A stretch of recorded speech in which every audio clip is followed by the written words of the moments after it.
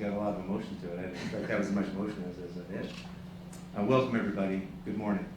My name is Eric Tim. I'm the program director for the Michael K. Kopis paramedic training program at Harvey Medical Center. And this is graduating class 46 ceremony of graduation, which has been a tremendous year.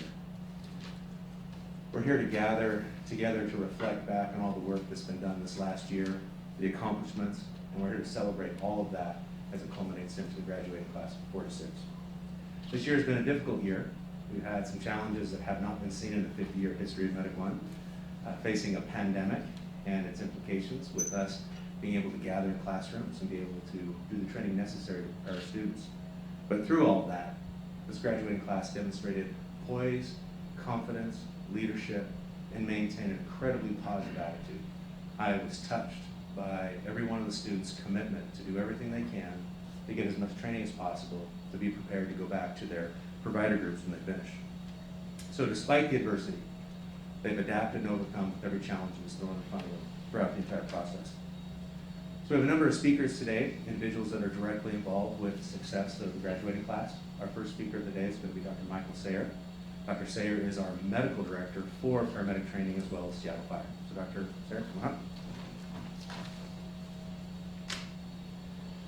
Thank you, Mr. Tim, and congratulations.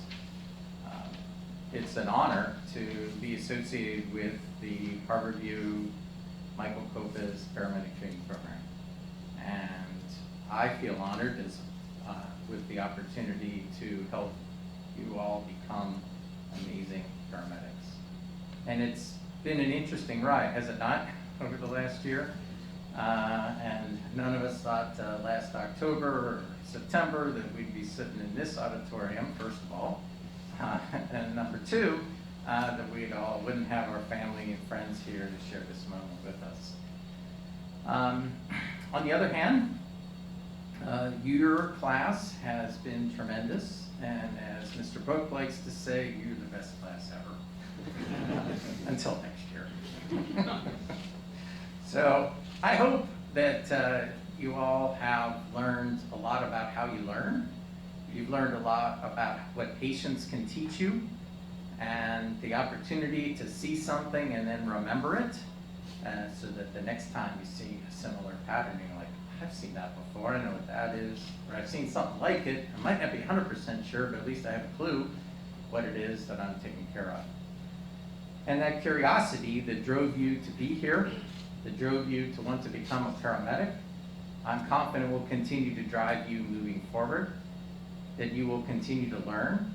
There are things that, frankly, you didn't get a chance to learn this year because of the pandemic, and now that's on you to fill in those gaps, to know what they are, and even if you don't know what they are, be open to hearing from your new partners what they might be, so that you say, ooh, yeah, I guess I didn't really get the chance to see a patient with this in March, April, May, June, because that patient stayed home.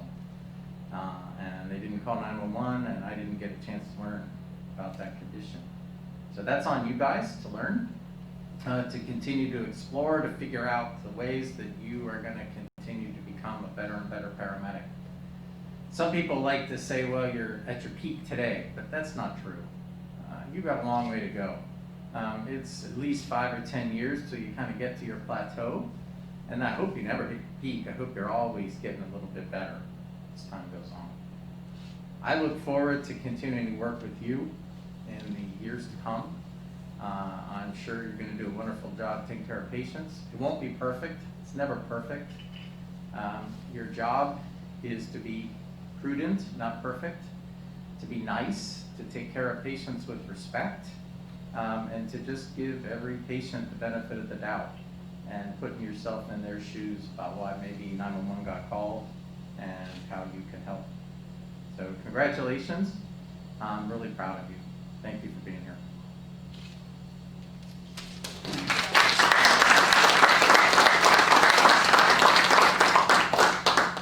Thank you, Dr. Sayer. So as we come up to the podium, we're kind of keeping social distancing here. So as they come up and speak, you can leave your mask on or take the mask off. Our next speaker is Dr. Tom Ray, who is the King County Medical Director, who I've had the fortune of knowing for about 12, 13 years or so. He has also stepped in as the program director for paramedic training prior to me coming on board, and has been instrumental in the transition process, and huge support from Dr. Ray on a regular basis and Dr. Sayers. So Dr. Ray is going to speak a little bit about the success of our program and those individuals that have made it possible.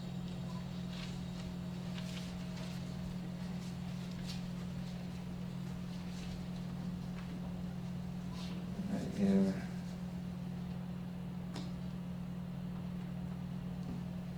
Thank you, Eric.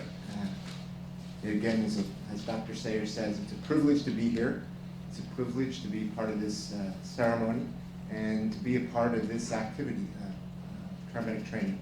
It really is a remarkable educational experience, and I think this year did not disappoint, for sure.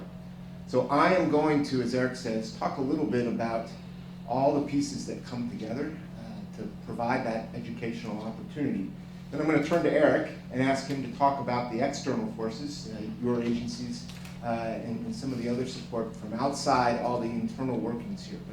But I wanted to take a few minutes to comment on sort of the special circumstances that make paramedic training possible. So first, foremost, congratulations. We're all very excited for you that you 13 individuals have successfully navigated the paramedic training year, and that's terrific. And it is truly this day and this ceremony is about you and about your success. But I think it's also important that we reflect and that we also challenge you going forward. So when we reflect, right, this is a tough enough experience, and yet here we, just as you're beginning to get a little bit of your feet on the ground and get your sea legs, as they were, we threw a pandemic in there, right? And so you had to sort of bring a little bit more resilience to the activity, right? And then on top of that, right, there's social change going on, and that brings a lot of different emotions and feelings, and you have to grapple with that and figure out how all of that comes together in what is every day a new experience and a steep learning curve. So reflect on that, right? This is a special year, and you know, we put special in quotes for a lot of reasons here. I also want to challenge you, right? You are among an elite group. There have been less than 800 graduates from this program over the course of 50 years, okay? So your graduation from the Michael Kopis Harborview University of Washington Paramedic Training Program is exceptionally important and special, almost unique. And you are going to be asked, thrust, step into leadership position now as a paramedic, right? But that's the nature of the beast. You are a paramedic, and when the clinical chips are down, people are going to look for you to do the right thing, okay? That means being accomplished at your technical skills. It means making the right clinical decisions. It means treating everybody with respect, right? Doing the right thing for your patient, for your community, for your organization. That's a big challenge. And right, the expectations are high, exceptionally high for you 13 individuals as you sort of venture back and do good work. And I think that expectations are so high because the paramedic training program has worked so hard over many, many years to turn out this elite group. And you're following in a tradition of high-performing folks who go back to high-performing agencies. And so we want you and we need you to carry on that mantle. And I think it's important for all of us to take just a couple minutes, and I promised Eric it would be just a few minutes, but to tell the story of the paramedic training program, right? To take this back with you. You may know it now, but it's an important story and one that you need to carry forward, right? And I know people tuned in Zoom land. A few of you know this story better than I. And that's great, because the more people who know this story, I think the better it is for the program, and then subsequently the better it is for the community. Right, so if we started with the history of this program, right, it was a vision. Right? Leonard Cobb, Chief Vickery, had this vision of bringing emergency care, critical care, out to the community, rather than having the community sort of navigate, find its way into the hospital. The idea was lives could be saved if we got there quickly and operated as a well-trained physician would, given the same circumstances. So that's a big vision, right? And we sort of take that for granted sometimes now.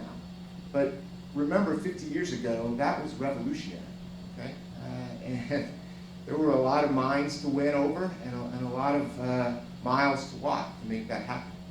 And Leonard Cobb tapped Michael Kopis to operationalize that vision, right? And so he stepped in with his own techniques, based in part from his upbringing, based in part from his military experience, and based in part from his education and his training.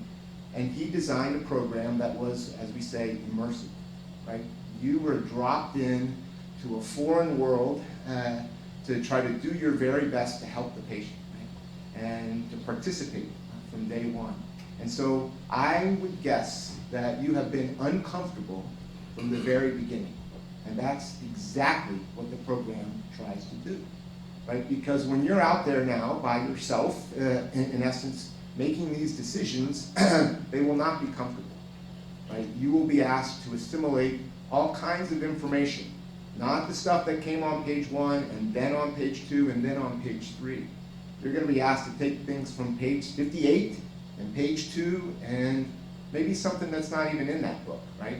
And put it into play right there, right then, and then reassess within seconds or minutes and improve your plan, right? Get just a little bit better with that patient right there and make that a career effort, right? Get a little bit better every day.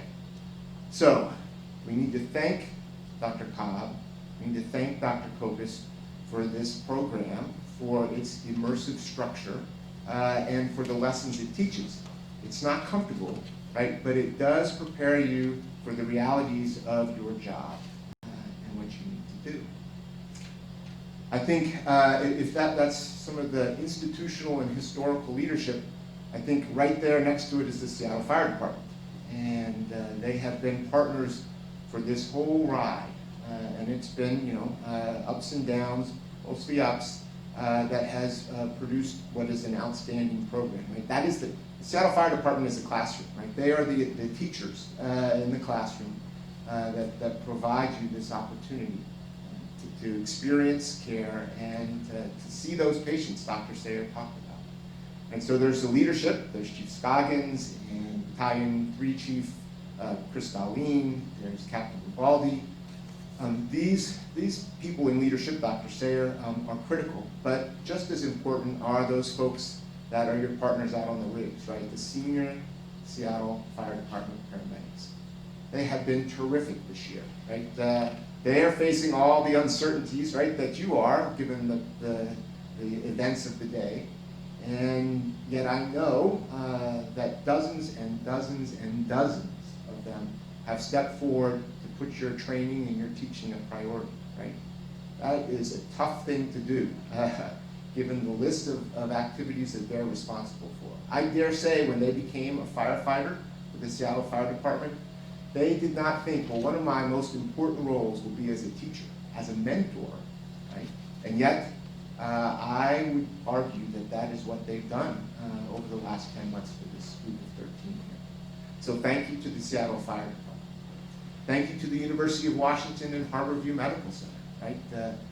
The program has a home. Thank you to their sponsorship.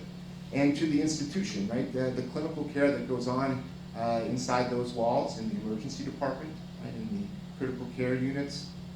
You're invited. You're a guest, but you're invited to participate and lay hands on patients, learn, ask questions of the nurses and of the physicians that are there. I think if you look back, those 10 months, you may not remember this now because so much has happened, but early on there was an orientation, and we had leadership from across the various stakeholder groups across the University of Washington. Right? I can't get those people, one of them, on the phone, right, some days, and yet they all came together to wish you well, to pledge their commitment to you, and to highlight, again, the importance of this program. So thank you to Susan Stern, thank you to Steve Mitchell, thank you to Rick Goss, thank you to Bob Harrington, thank you to Tim Fredrickson. All of these folks are leaders across Harborview in the university, and they pledge and continue to pledge their support for the program. So we also need to look outside of Harborview, right? That there are outstanding institutions of healthcare, and we've partnered with Overlake Medical Center and Dr. Lavin to enhance the obstetrics experience. Seattle Children's has been terrific, right?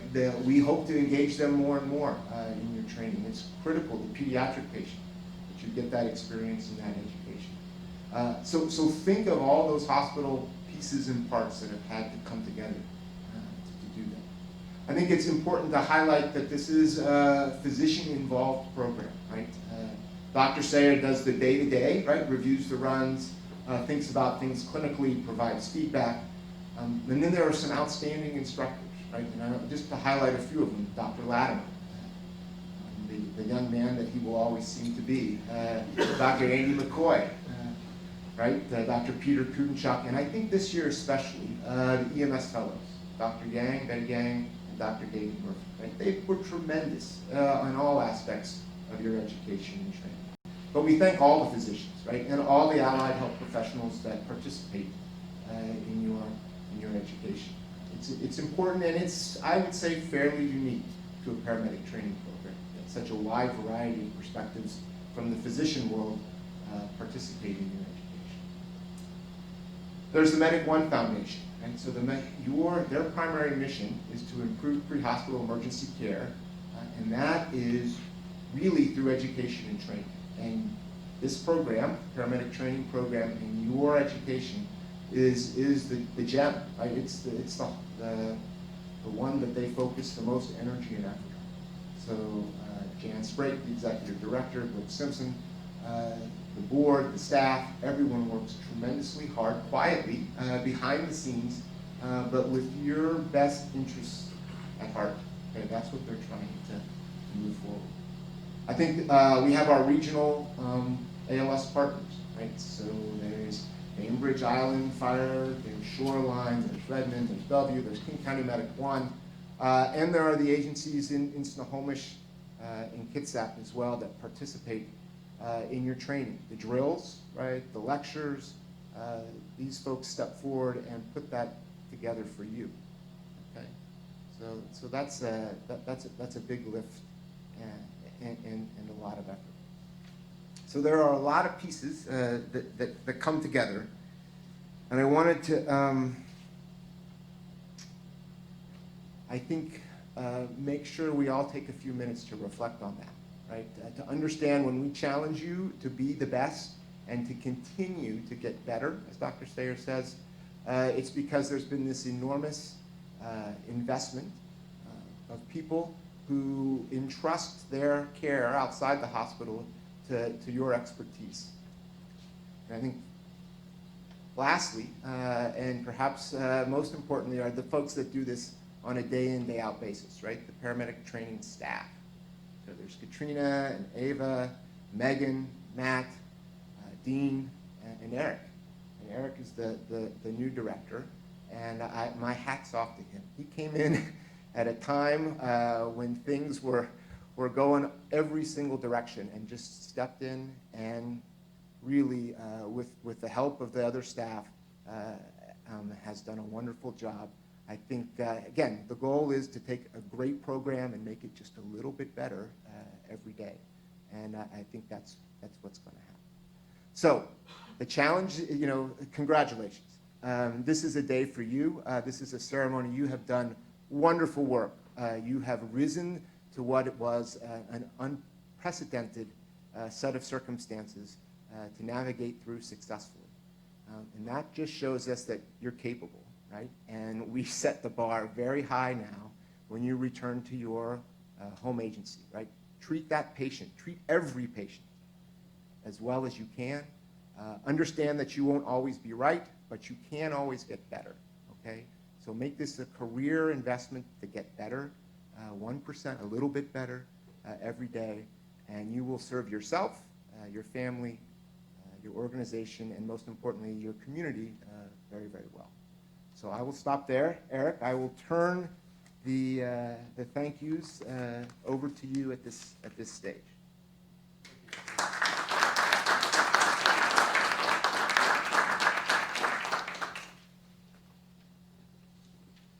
That's a huge list of thank yous, right? It's unprecedented, the number of individuals who come together to help carry some of the weight associated with training high-quality paramedics here in our program. I would be remiss if we didn't actually recognize a couple of key pieces to that as well in conjunction, in addition to what Dr. Ray just shared.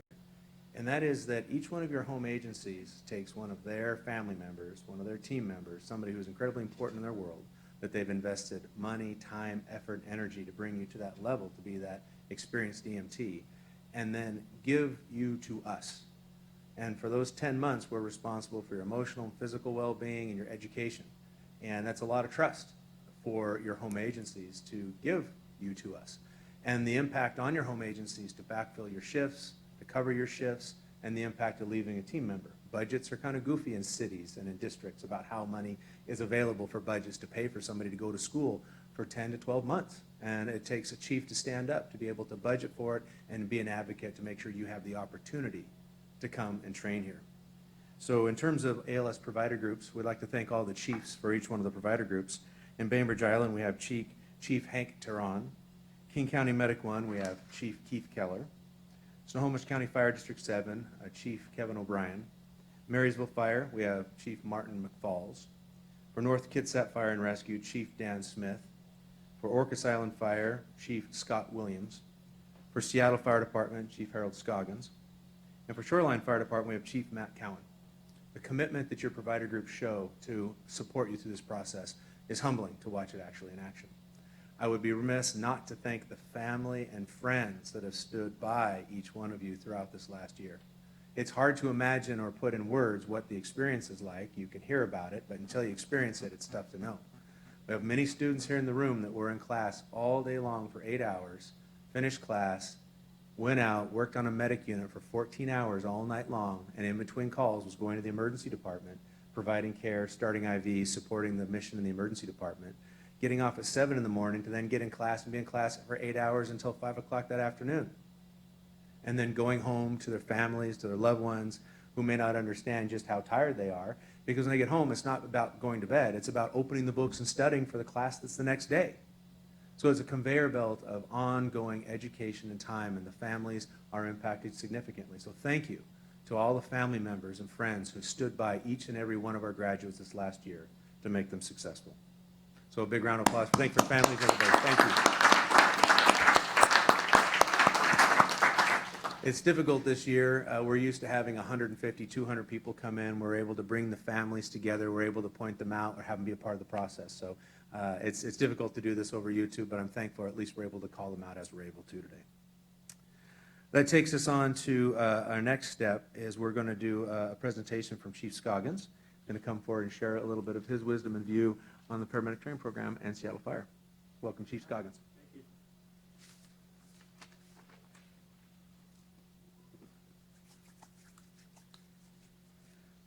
I don't know about wisdom and view. That may be a bit overstated. I think all the good thank yous are gone. There's been quite a list of thank yous that have been given, and I echo all of them. So I'm going to do a couple things. I'm going to thank you, congratulate you, thank a few others, talk to you a little bit about your experience over the last 10 months with Seattle Fire. Then I'll congratulate you and thank you again. You know, I want to echo what Eric said about your families and your loved ones who supported you. You know, being a firefighter now for 30 years, you can't do it without the support of your family, your friends, your loved ones to get you through the tough moments. Because I can guarantee over the last year, you've had some tough moments. They may not have even been associated with paramedic training, and you've had some tough moments. But no one gets through them alone. So I do want to echo those things. I want to thank the team at Paramedic Training with Eric and Dean and the whole team that makes the machine go and keeps driving it and pushing it each and every day, keeping you on pace, keeping you on course, getting you to this moment today so you can continue to grow. Because I do believe what Dr. Sayer said, you never arrive, you're always learning. If you ever think you have arrived, it's time to probably get out the car and go do something else. Your mind should always be free to learn and open and experience new things. I want to thank Dr. Ray and Dr. Sayer our medical directors here in King County. I'm sure you all know this because you've been here with us during this pandemic. They have been absolutely incredible in changing how we deliver service here in King County. And they have been the guides for the nation, if not the world. And I can say that, honestly. I've been on conference calls from Baltimore, Maryland, to LA, California, to Texas, to Florida, with all of my peers around the nation who have wanted to learn what we've done to adjust to this pandemic. So their guidance, their support, their pushing us along has been absolutely incredible over the last 6 months. That's really important. I want to thank Jan Sprake and Brooke Simpson. Jan is the executive director for the Medic One Foundation, and Brooke Simpson is the chair, for their just fearless advocacy for the Medic One Foundation, for you, and for all the people who came before you and all the people who will be coming after you, and finding the funding, finding and meeting the needs of the program. All those things have been important. And you've given so much. When you got here last year in, was it September or October you started? Around there. You had no idea the things that you would face. Neither did we. But you gotta admit, this is really what makes this profession special, different from any other one that you may have, because of the things you face. Often we say, you know, we love the job because we'll never see the same thing each and every day. We often say that as firefighters, but we didn't think a pandemic was coming, did we? You know, we didn't think the ongoing, you know, protests and unrest for the loss of George Floyd was coming, and what that has meant to us. You have seen things, you know, over the last 6 months that you're going to be able to take back to your home agencies. Those experiences, most will never have an opportunity to experience again, but you have them. Hopefully you've learned from so many things. I've seen you on some of our most horrific scenes from, you know, we had the shooting in downtown Seattle. Seems like a lifetime ago, but it was probably about early January or so when we had the mass shooting downtown. Just a couple of weeks ago, we had the fire on Aurora where we transported 6 people, 3 in critical condition, to a place where they can get care. Everything in between that, you've seen it all. The pandemic responses, the wearing the PPE, the gloves, the gowns, the mask, the rise, the fall, the rise again, COVID-19. You know, the protests, you've been out on the streets, you've seen, you responded to the emergencies, the challenges that we've had. And I want to tell you, I'm proud of you, because when you got here, you didn't know what to expect from the Seattle Fire Department. And, you know, if you hear me speak, I will always speak to our vision and our values. Our vision, you know, excellence in everything that we do. That's the condensed version. That's what our goal is. We don't always get it right, but that's our North Star. Excellence in everything that we do, and you were a part of that. And then living our vision. You know, our vision drives our culture. Our culture drives our operations, how we deliver care. Our culture is who we say we are as an organization. You jumped in and you were living that with us.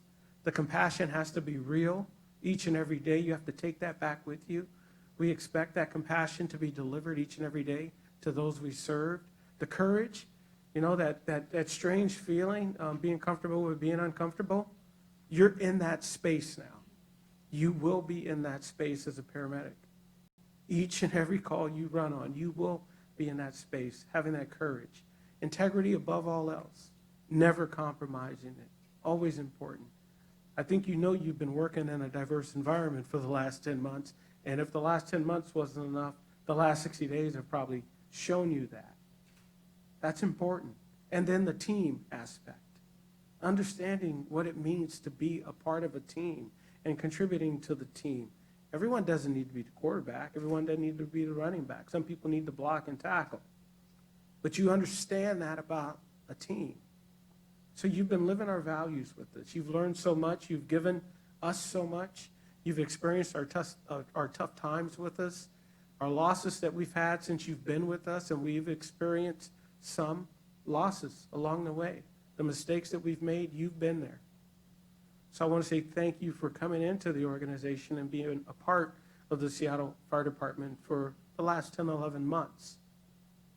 we valued your experience. We valued learning from you, just like you hopefully valued learning from us. And what you take back to your communities is going to be so important. And you come from all over. I looked at the list briefly of Orcas. I feel better about when I go up to the San Juans now and someone's going to be able to take care of me. My wife and I took a bike ride in Bainbridge last weekend, so I feel a little bit better about that. We go shopping at the outlets up north, Arlington, Marysville area. Got friends up there in the other Snow County. Kevin is a friend of mine, Kevin O'Brien. So I feel a little bit better about that. King County Medic One. When I head south to go down to that outlet collection, I feel like you got me. All those things are important. And in Seattle, I know the team's going to take good care of me. Our partners are very important to us. University of Washington, what they give to our program is absolutely incredible. The leadership, the guidance, the history, the knowledge, all those things can't be replaced. And in the Seattle Fire Department, we're leveraging that on multiple fronts with multiple relationships that we have with the University of Washington. Harborview, the base of knowledge. And I told the story before, but when I got here 5 years ago, one of the people that I had to meet when I first got here was Dr. Cobb. So as a new firefighter coming up and taking all my Firefighter 1 classes and learning about EMS and the fire service, Dr. Cobb and Chief Vickery were right there. So when I landed in Seattle 5 years ago, it's been 5 years and 4 months now, I had to meet Dr. Cobb. I was like a kid. I read about him a lot in books. I learned about the things he did. I learned about the vision of he and Chief Vickery and how they changed the fire service. And if you haven't been around for a little bit, you may not understand it. I've been around for a little bit. They changed the fire service and how we deliver service. So when I got to meet him, I just listened because, it's meeting one of those people that you never thought you'd meet and you want to absorb it all in.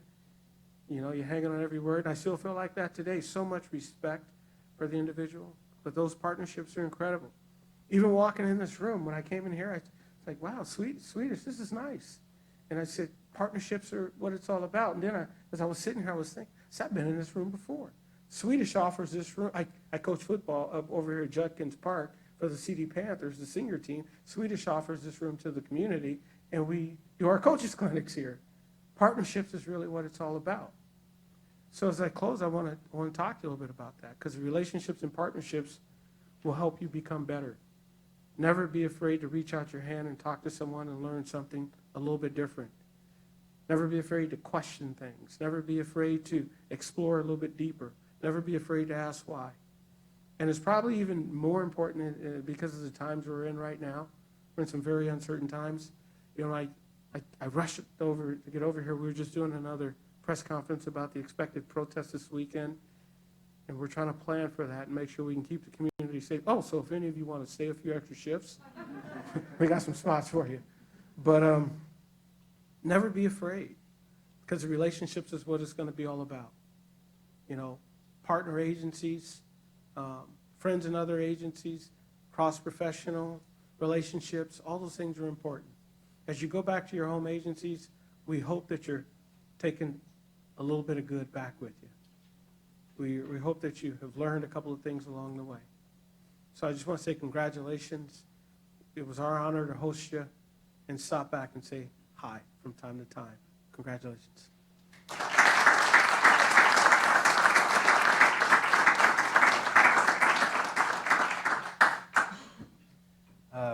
I just want to add a little bit here. Seattle Fire Department houses, cares for, feeds, and provides us the opportunity to do what we do every single day. When somebody calls 911 in the city of Seattle and a paramedic unit arrives and students wearing their smocks get out, the community doesn't recognize that you're from Snohomish County or Island County or any place else. They recognize you as a Seattle Fire Department vehicle showing up to take care of them on their worst day. And that's a lot of liability that the Seattle Fire Department takes on. We don't talk about it, but we need to recognize the commitment that Seattle Fire has made and continues to make in support of us. And that is something that we earn by every call and every patient we take care of, respect to the medic units, respect to the Seattle Fire seniors who take time to educate us and train us. So I want to thank specifically Chief Scoggins for continuing that support of us. when I first met with him when I was first interviewing for this position, we sat down and talked. And all I heard was how much he supported this program and wanted it to be successful. And that is, again, one of the foundational pillars that makes it possible for us to have the graduating class. So one more thank you to Seattle Fire and Chief Scott. Thank you. And as mentioned earlier, the Medic One Foundation provides all of the funding that allows this to actually happen. They provide all of the support, the donors, the connections with the community, people who've been touched by Medic One, donating money, bringing it back so we can actually have this program as an enduring program supporting our communities. So we have a video from the Medic One Foundation where Brooke Simpson, who's the chair of the Medic One Foundation, is going to do a little discussion in a video and share from the Medic One Foundation since they couldn't actually be here today.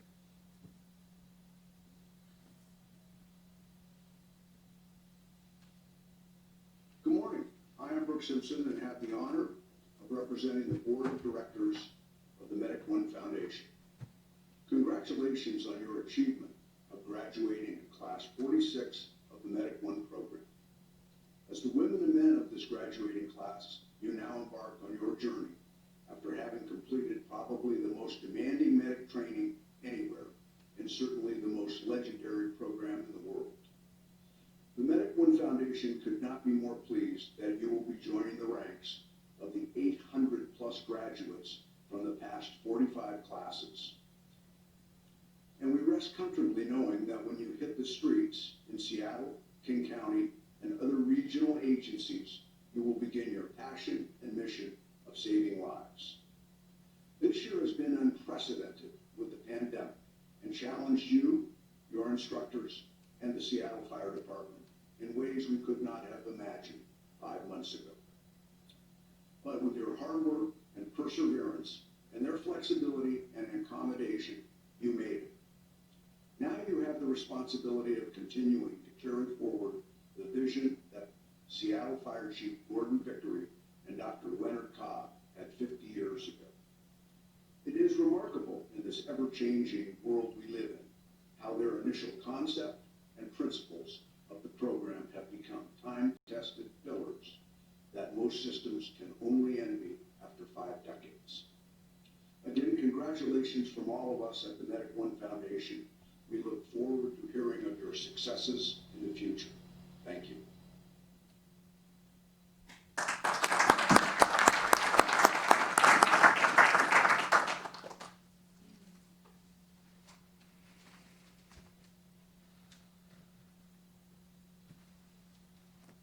So we have 2 awards that we're going to hand out to share just for students. And I'm going to read from my sheet a little bit because it's a brand new award to me. You notice I'm reading my notes a lot. I see Dr. Ray up here and he just talks, right, the whole time, like it's like just flowing out of him, right? And I'm like he's saying the notes word for word, and so I'm not going to quite be as eloquent as that. So this first award of 2 is the Chief Jack Richards Memorial Award for the most inspirational paramedic student. This award started in 2008 in the recognition of the leadership and support and a focus on excellence in pre-hospital care. And so every year this award is given to a student representing the most inspirational paramedic student of the year. So we're excited to share this award this year for one of our paramedic students, and that paramedic student is Orion Baker.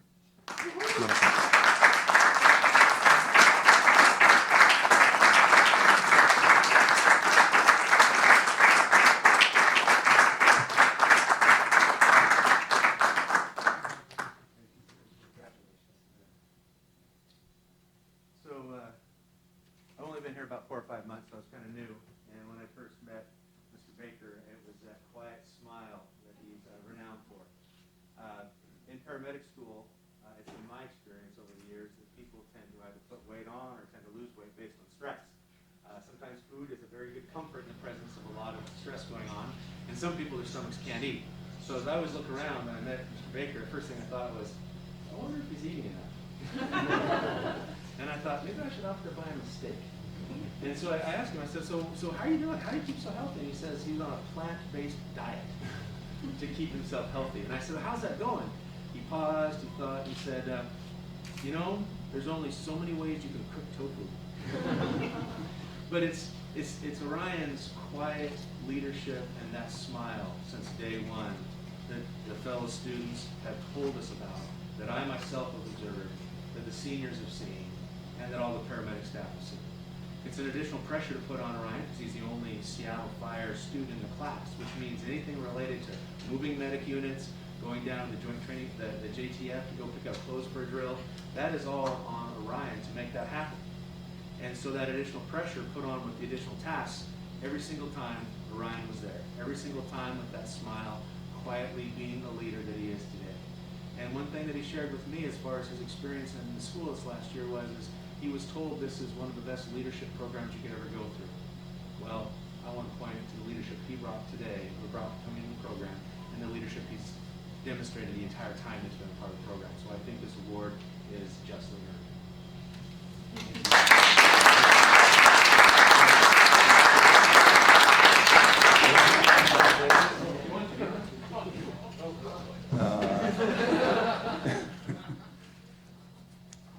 Well, thank you.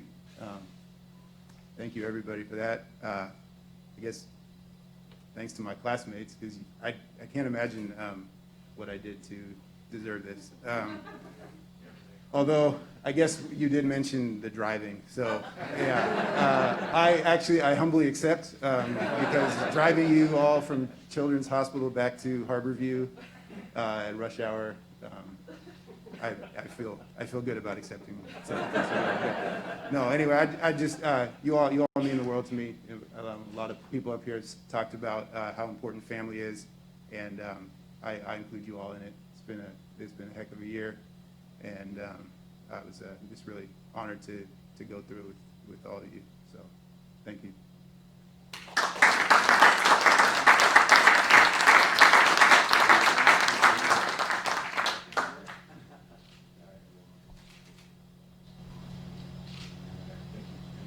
Take it with you.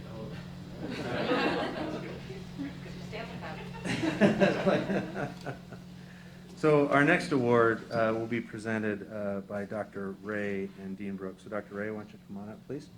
And I'll hand the podium over to both Dean and Dr. Ray. Yeah. Got it.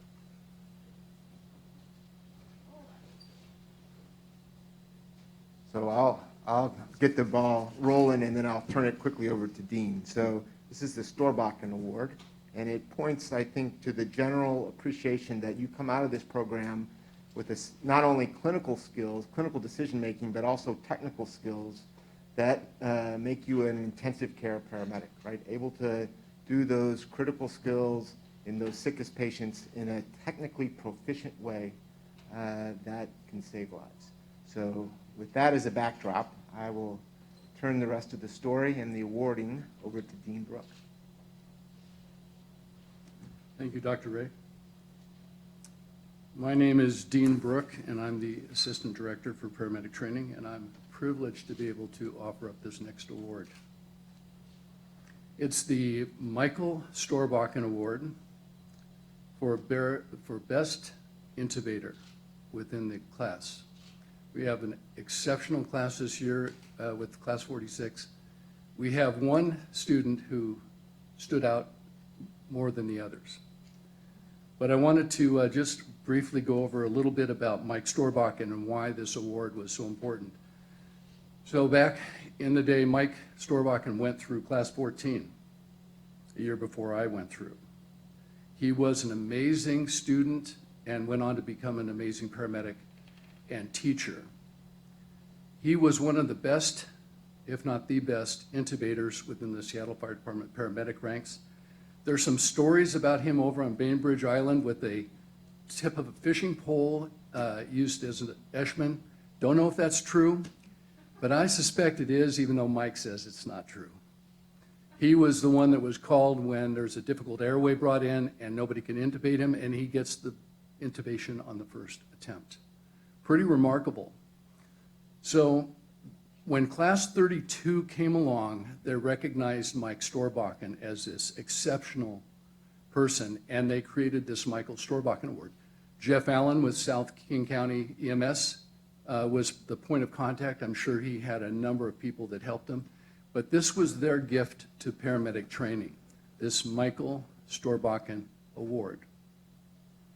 So this year, Caleb Murray has been given this award for his outstanding performance in airway management.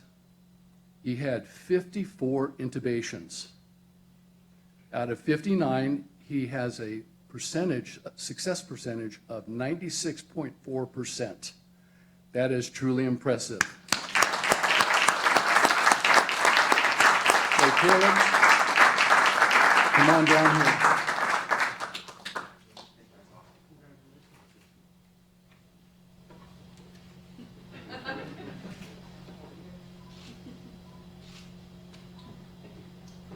Congratulations.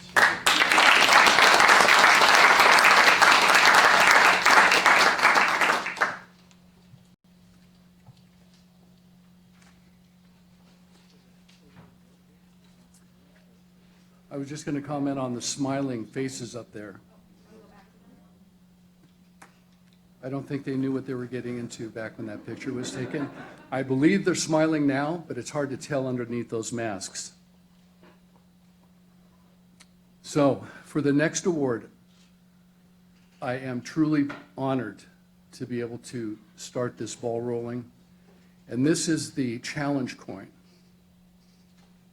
The challenge coin is a gift from a wonderful couple, Dale and Barbara Hamer. You're going to see Gabe DeBay in just a moment, and he's going to tell you a little bit more about the coin and Dale and Barbara. But I wanted to start off with a little bit of history. I think it's important to understand where this challenge coin idea came. And when you receive this, this means that you are now a member of a very elite team. And I want you to appreciate that membership. So as far as the history goes of the challenge coin, apparently it started, there's a couple different versions, but the one that seems to be most popular and believed is, comes from World War I. And challenge coins were given as part of a membership orientation in this country. It meant that you were a part of something bigger than the individual. And so in World War I, over in Europe, there was a very wealthy lieutenant who was leading the squadron over there. And he decided one day that he was going to give his team bronze challenge coins. So he gave them those challenge coins, and it wasn't but a couple days later that one of the young pilots with his challenge coin, he had actually put it in a leather pouch and hung it around his neck. It wasn't too long after that he found himself shot down over Germany, survived the crash, was taken hostage, a prisoner, and he was stripped of all of his identification except for this leather pouch. There was a heavy bombing one night, and he took advantage while being prisoner of this event, and he actually escaped, went to the front line, somehow managed to get across the front lines and ended up in a small French outpost. Now he had civilian clothes on and no identification. And what's interesting is this particular French outpost was heavy with saboteurs in the area, civilians that were sabotaging the war effort within the French borders. So of course, when he came upon this outpost, they didn't trust him, and so they arrested him. He doesn't have any identification on, and they convict him, and he is actually sentenced to death. But just before he is to be killed, he remembers that he has this coin in this leather pouch. So he pulls it out, and one of the Frenchmen just happened to recognize the squadron's insignia. So needless to say, he was released, not killed, and when they let him go, they gave him a bottle of wine to take with him. So that's the history behind this challenge coin. And now Gabe DeBay.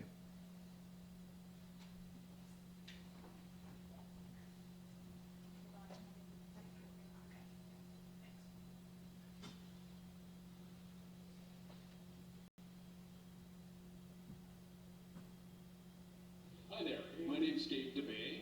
I'm a firefighter paramedic with the Shoreline Fire Department and a member of paramedic class 41. Today I'm here representing Barbara Hamer and the Hamer family for the annual Challenge Coin presentation. As faithful supporters of the Medic One Foundation, Dale and Barbara Hamer have purchased challenge coins for each graduating paramedic for the past 11 years. Dale was first served by Medic One in 2003, and many times prior to his passing in 2017. I remember him actually calling himself a Medic One frequent flyer. Barbara has also been a recipient of Medic One services a number of times. Fortunately, I met both Dale and Barbara Hamer when I was in paramedic training, as I was the beneficiary of their amazing scholarship gift to the Medic One Foundation. It's an honor to know this amazing family. As a sign of their gratitude to Medic One and the exceptional care they have received for nearly 20 years, they are gifting a challenge coin to each of you. I'll talk a little bit about the coin. So the front of the coin displays Harborview Medical Center and the Medic One Foundation logo, symbolizing the partnership between physicians, fire departments, and the community in developing one of the best and most successful emergency medical care programs in the world. Also on the coin, you're going to see the Latin phrase spectamer agendo, which translates to let us be known by our deeds. Then on the back side of the coin, it is ringed by the words service, integrity, teamwork, leadership, and excellence, the core values of the Medic One paramedic training program. The center depicts the most important person, the patient. The doctors, medics, and firefighters on the coin work together towards a common goal, saving lives. From the side of the gurney on the coin hangs a heart monitor representing the origin of the Medic One program as a mobile intensive cardiac care unit. The license plate on the medic unit reads DRC-088. This translates to Dr. Cobb, the man whose vision, determination, and guidance brought pre-hospital care to Seattle and helped set the standard for emergency medical programs around the world. I hope you will proudly carry your challenge coin with you, as I do, as a reminder of the Hamers and our larger community's support of our profession. Only graduates of this program can carry the nickel coin. On behalf of the Hamer family and the Medic One Foundation, congratulations on your graduation. So class 46, you will be the beneficiary of a challenge coin. They're in those swag bags, and you'll get those with your certificate. So congratulations.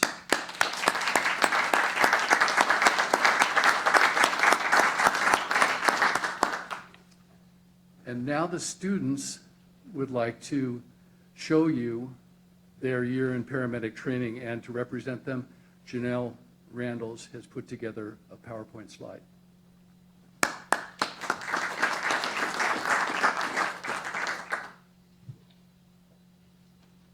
We want to talk about being comfortable being uncomfortable. Am I doing that? What? Thank you, Spencer. That was very nice of you. Okay. Well, this was quite the year, and what was truly impressive was that paramedic training staff, Seattle Fire Department, the paramedics, Harborview, Seattle Children's, UW Medical Center, and the Medic One Foundation, our donors, and many, many, many other people stepped up and had our back this entire time. And I'd like to take a quick moment to have this special shout out to Dr. Ray for taking us on. When you didn't have to, you took this program on because you believe in it, you believe in us, and the whole vision, and we really, really, really appreciate that. And You took on way more than anybody could have ever expected, and you stuck with it, you stuck with us, you gave us all the respect in the world, and you were there for us, and that just means everything. And of course, Dr. Dean Brooke.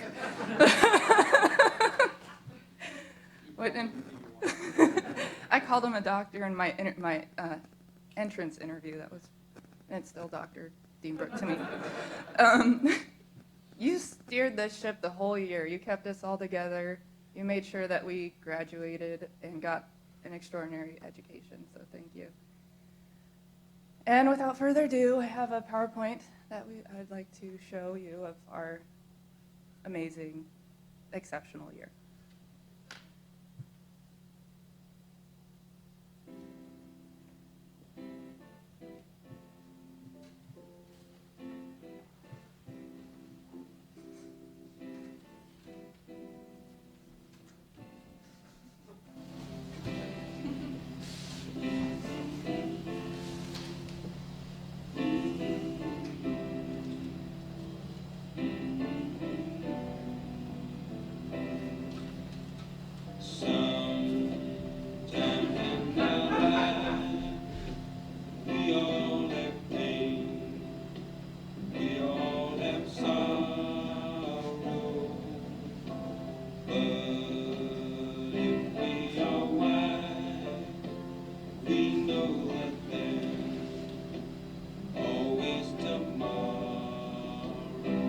Lean on me when you're not strong, and I'll be your friend. I'll help you carry on, for it won't be long till I'm gonna need somebody to lean on.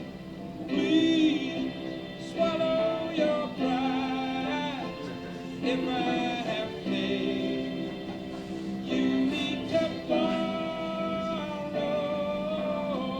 for no one can feel those of your needs.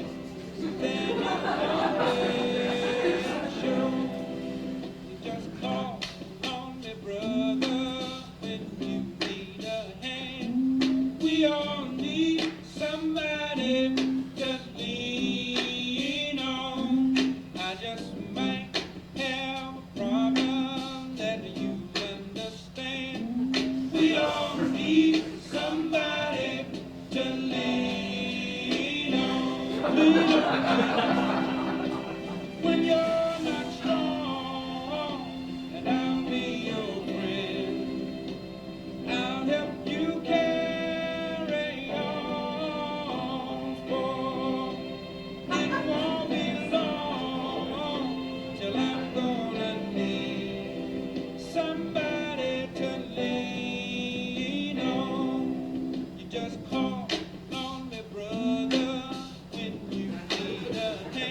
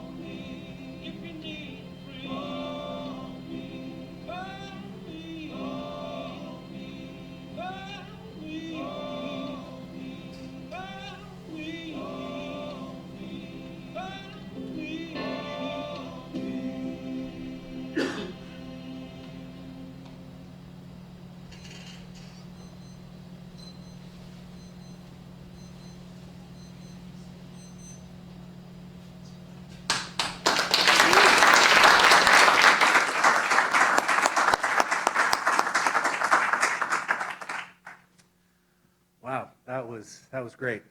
That was great. When I went through medic school, I took 1,000 and about 1,100 pictures, and we did a very similar thing. It's nice to kind of see from the student's perspective everything throughout the entire year. So thank you. So we're on to the last part of the agenda. We have 2 things left. We have the certificates we're going to hand out, as well as our closing remarks. So I'm going to ask to the lectern here, I'm going to have Dean stand up here at the table. Chief Scoggins and Dr. Ray are going to be over there. And what we'll do is call out each one of the students one at a time to come on up and elbow bump with me, and then to Dean, as well as to receive your certificate, your bag of swag, which includes your challenge coin, and then get a chance to thank both Chief Scoggins as well as Dr. Ray, and then you guys can take your seat. So we're also doing a little pictures here, so there may be a pause to stand in front so you can hold your certificate up so we can get a picture of that as well. We're starting with, from Bainbridge on Fire, Spencer Cannon.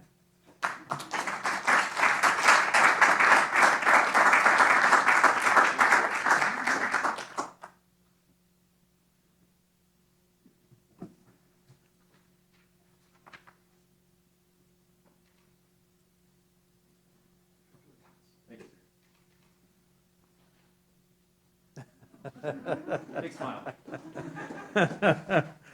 Next person on our list, Lindsay Kelly from King County Medic 1.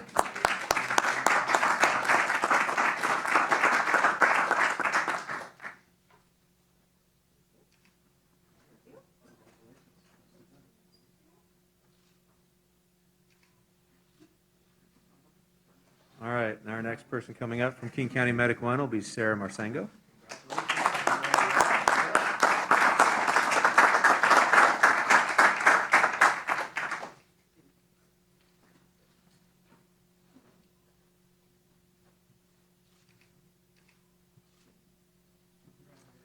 Next person from King County Medic 1, Mr. Paul Santos.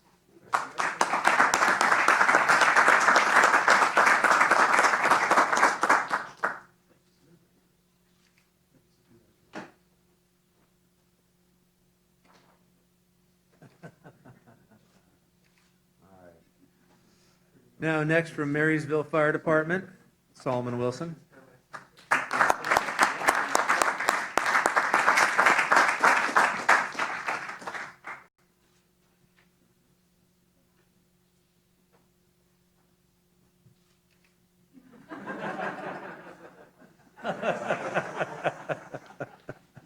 Next, from North Kitsap Fire and Rescue, Caleb Murray.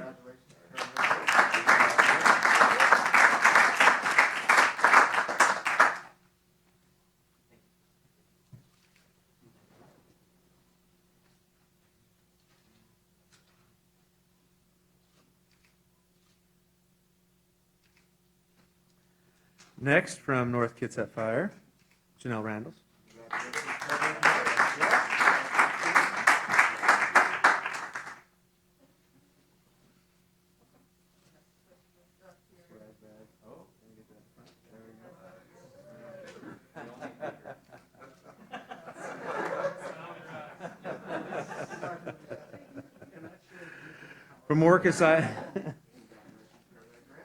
From Orcas Island Fire and Rescue, Mr. Alex Conrad.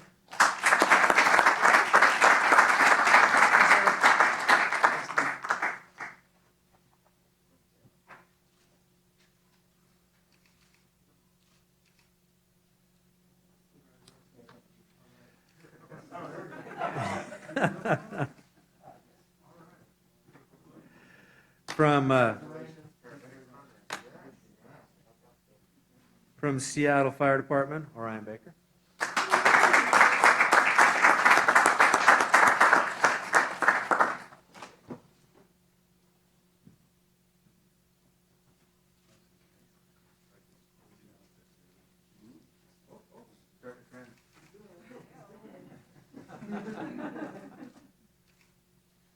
That's actually 60 part, it just looks different on film. From Shoreline Fire Department, Mr. Patrick Sullivan. The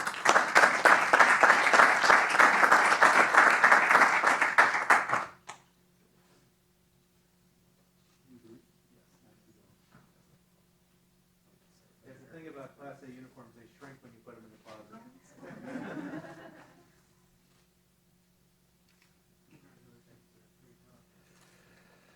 From Snohomish County, Fire District Number 7, Mr. Dave Albert.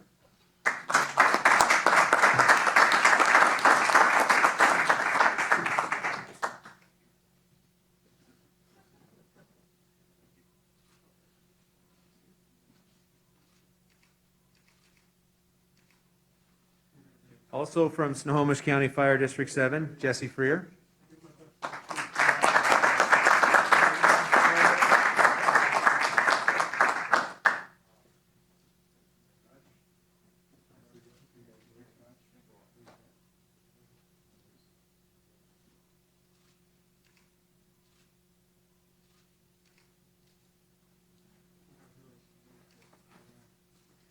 And finally, not last, but finally, Rowan Peterson from Fire District 7.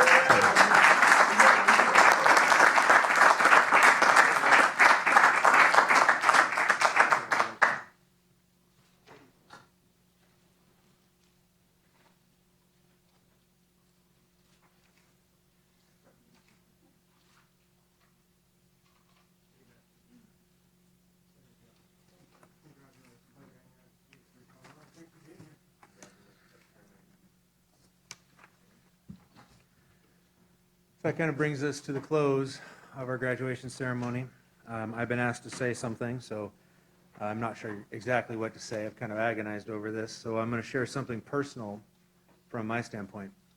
In 1988, I was working at a small critical access hospital in eastern Washington in a little small town called Omak, Washington. And in Omak, we had all volunteer services for fire and EMS, which meant that at 3 in the morning, if somebody called 911, this giant air raid siren would go off throughout the entire town, and pagers would go off, and people would get out of their own beds. They would drive down to the fire station, get in an aid car and engine, and drive to somebody's house to render aid. These firefighter EMTs, all volunteer program, was not part paid, and these individuals did everything they could. And as an ER nurse, I had received patients from cardiac arrest where the airways weren't always secure, weren't always clean. CPR had been in progress by volunteer EMTs. They transported the patient to Mid-Valley Hospital, and oftentimes we would pronounce people dead in the emergency department for the lack of pre-hospital care. Not for the lack of caring, not for the lack of community, not for the lack of leadership, but we were missing an important piece of the EMS community, and that was pre-hospital ALS care. And then one day, a paramedic volunteered to work 24 hours a day, 7 days a week, for 52 weeks. So that Lifeline Ambulance could save up enough money to try to place an ambulance in Omak, Washington. And out of the blue, this patient showed up in my emergency department, intubated, good end-tidal CO2, clinical breath sounds, a blood pressure, with a little lidocaine drip. And I'm like, who are you? I had no idea what paramedics were. And as I got to know Todd, and he dedicated that year, it changed my life. That one person, that year that I recall, had about 4 cardiac arrests that they successfully resuscitated, who likely would not have survived without that person sacrificing of themselves. One person coming into the community to volunteer their time. He drove the medic unit around by himself, he worked by himself, and when he showed up on calls, he had volunteer firefighters working there to provide that care. So I'd encourage you guys to not underestimate the power you will have as that one paramedic in the future in the lives of people who, when they call 911, is likely the worst day of their lives. You're not always going to be able to fix a situation, but you can make it better by appropriate triage and treatment and transport of those patients. Don't underestimate the impact you have. I want you to remember that we are on the shoulders of giants, people ahead of us that have paved the way and created the structure that we're on now. If we have a better vision and a more clarity than the leaders ahead of us, it's because we've been held aloft off their size and on their shoulders. We're seeing the future. We have to respect the past. We keep one foot firmly grounded in the past with the teachings of Dr. Kopis and Cobb. And we have one foot firmly in the future looking to grow. As Dr. Ray says, we measure and then we improve. We measure and we improve. In God we trust, and all is bring data. So I want you guys to remember that as you go back to your home agencies. I want you to remember one of the things that Dr. Kopis instilled in us before he retired, and that is you want to be like the Lone Ranger. How many people remember Lone Ranger reads, right? Maybe 2 or 3 people in the room, so not be lost on some people. Lone Ranger came into these situations, saved the day, and then rode off into the sunset, and people would look around and say, who was that masked person? Dr. Kopis wanted you to come in, provide high-quality patient care, take really good care of Mrs. Smith at 3 o'clock in the morning. And then when you quietly go back in service, pick your kids up and go, you did your job, your actions speak for you. You don't need to be in the limelight. You didn't want us in the limelight. You want us quietly going about doing our business, taking care of Mrs. Smith at 3 o'clock in the morning. So I want you to remember, be confident and humble. Please, be confident and humble. Remember where we come from. Focus on excellence. Be consistent in your excellence. Be impeccable with your focus on excellence. You are now in a position, as Dr. Sayer said earlier, to fill in the gaps that we unfortunately had as a consequence of the COVID. You are now a lifelong learner. You are now responsible for your education and your growth and your commitment to excellence. Be a leader. Be a leader in your departments. Be a leader, be the informal leader, be a formal leader. Take what you've learned here and bring it back to your communities. I want you to remember to value the patient. We care for patients, but we treat their diseases. Sometimes patients can be difficult to take care of. We have to separate out the disease process we're treating and the patient we're caring for. And I want you to continue to challenge yourself to just be better. That's one thing you can do for me. Take care of Mrs. Smith and challenge yourself to be better. So, without further ado, I'd like to present the Michael K. Kopis University of Washington Harborview Paramedic Training Class 46, graduating class. It's very emotional for me up here. I'm so sorry. It's really emotional. Graduating class 46. Well, you guys stand up. Congratulations.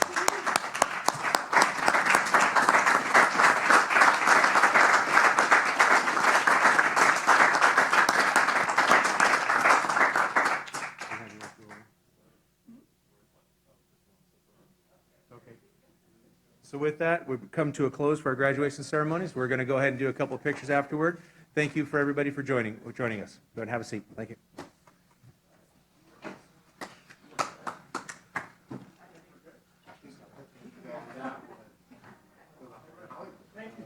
Chief. Pleasure. Thank you for your words.